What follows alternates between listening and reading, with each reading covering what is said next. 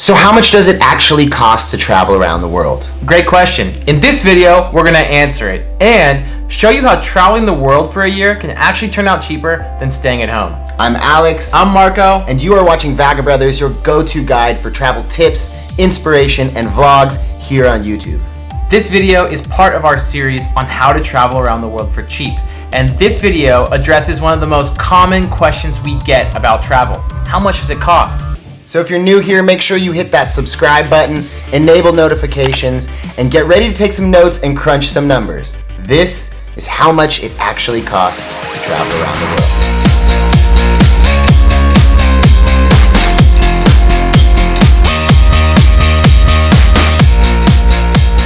The short answer is it depends a lot on you, and there's no one-size-fits-all answer. So instead, we're gonna give you a couple of tools you can use to estimate the cost of your trip, no matter what size. So let's tackle this one step at a time. First, you're gonna have to determine your level of luxury and choose your destinations accordingly. Next, understand your major expenses and calculate your costs per day. And finally, add all this up to estimate your total cost for your trip. And as a bonus, we're gonna crunch the numbers on a full year around the world, what's known as a gap year. So if you're ready, let's get started. First and foremost, you're gonna have to look at yourself long and hard in the mirror and ask yourself one question. What type of traveler are you? Are you a high-class jet setter that demands only the best? Or are you a bare-bones backpacker who will happily dumpster dive for dinner in order to travel forever? Truth is, most of us are somewhat in the middle. We got champagne tastes, but only beer income. Wherever you are on the scale, don't worry, there's no right or wrong answer. But be brutally honest with yourself about how much you can rough it. Newsflash! Some places in the world are more expensive to visit than others. So figuring out the cost of your destination is crucial to budgeting. Traveling in the developing world like India, Southeast Asia, and Central America is around 2 to 3 times cheaper than traveling in Europe, North America, or Australia. Now we just published a video on the 31 cheapest destinations in the world, so if you've not seen that video yet, make sure you click up here to watch it for some inspiration. But generally speaking, you're gonna have to budget around $25 to $50 per day in the developing world and around $50 to $150 a day in Europe or North America. But it's not that simple. India might be cheap, but how much does it cost to fly there? The good news is that the internet allows you to get exact estimates on your major costs of travel. So let's start with those. Plane tickets are by far your largest cost. But luckily, search engines like Momondo, Skyscanner, and Google Flights search the internet to find you the cheapest fare. Just keep an eye out for hidden costs like check bags and onboard meals because nothing is free these days. And if you haven't already watched it, click our video here to see how to get the cheapest flights possible. After flights, your next biggest expense is gonna be accommodation. Do you need a hotel every night? That can get expensive fast. Can you share a dorm room with 7 strangers? Cheaper, but you might wake up with someone snoring, puking, or fornicating. Maybe all at once. How about couch surfing? Totally free, but potentially sketchy. Mix and match these options to maximize your budget and maintain your sanity. And use websites like Hotels.com, Hostelworld, and Airbnb to check out prices before you go. Next up, activities. Something most people severely under budget for. How much would it suck to fly all the way to Australia, to the Great Barrier Reef, only to realize you don't have enough money to go scuba diving?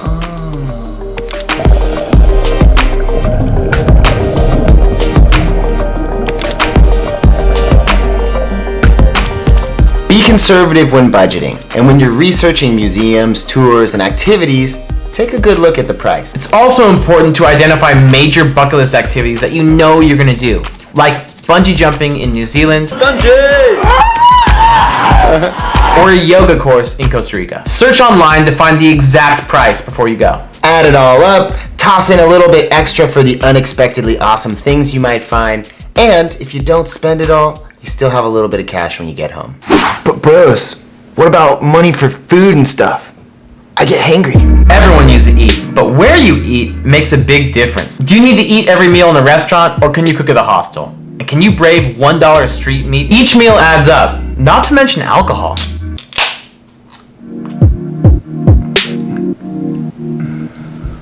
Cheers. Okay bros, I get it, flights are expensive. What about ground transportation? Now this can be a major cost if you're traveling a lot overland, like taking trains through Europe or doing a road trip across the States. Again, you can search online to find exact prices of Eurail passes or rental cars before you go. Lastly, don't forget the hidden costs. Do you have a backpack or a suitcase? That's $100 to $300. Is your passport valid for at least 6 months? That's at least $100 extra if you need it rushed. Do you need a visa? Vaccinations? Travel insurance? All extra. Now, as promised, we're gonna finish this video by answering a very frequent question. How much does it cost to travel around the world for a full year? Let's start with a major travel hack known as an around the world ticket, which literally lets you travel all the way around the world for up to a year on multiple flights for around $2,000 to $3,000. But there are some rules. First, the whole trip must be made in one direction. One direction? No, east or west. No zigzagging either. Second, you have to complete the entire journey within a year, not a day longer. And last, you have to begin and end the trip from the same airport. So it's a round trip ticket? All the way around the world, baby. Find out more at the website airtrex.com, which has a really useful trip planning tool that lets you mix and match destinations so you can get different estimates depending on where you want to go. There's a link in the info box. So once you've got your ticket, you obviously can't estimate for every expense in every place you go for an entire year. You need to start thinking in terms of your daily cost of travel in your target destinations. This number is basically everything you spend money on apart from your major expenses like airplane tickets and bucket list items, food, accommodation, activities. And it's super important because small differences between countries can add up over a year. And it helps you decide where to go to maximize your savings. Websites like budgetyourtrip.com are great for comparing the cost of travel in different places. But remember, always cross-check your estimates with different sources. Guidebooks are great, so is Lonely Planet's travel forum called the Thorn Tree Forum. But the best is, of course, word of mouth, speaking to people who've recently been there. Also, reading the comment section. All of you awesome Vagabrothers out there are doing a great job in sharing your tips and your travel information in the comment section. So if you have any of your own, be sure to drop a comment and help our fellow travelers out. You're as blue as the ocean, my darling.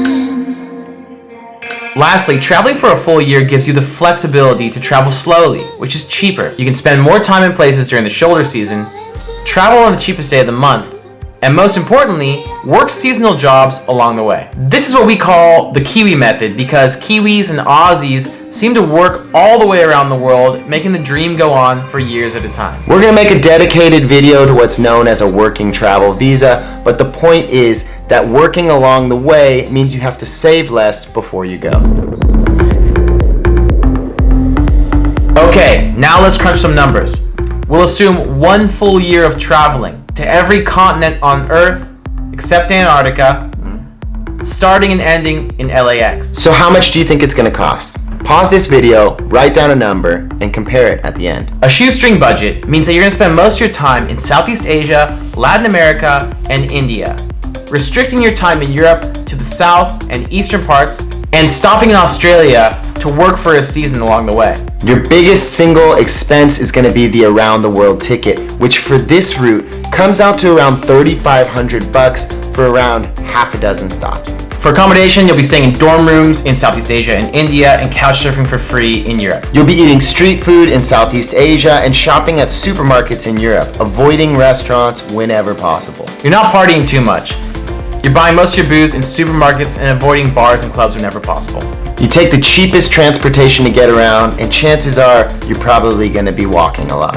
And you avoid almost all activities that cost money. $5 massage in Thailand is a treat, but nothing too crazy.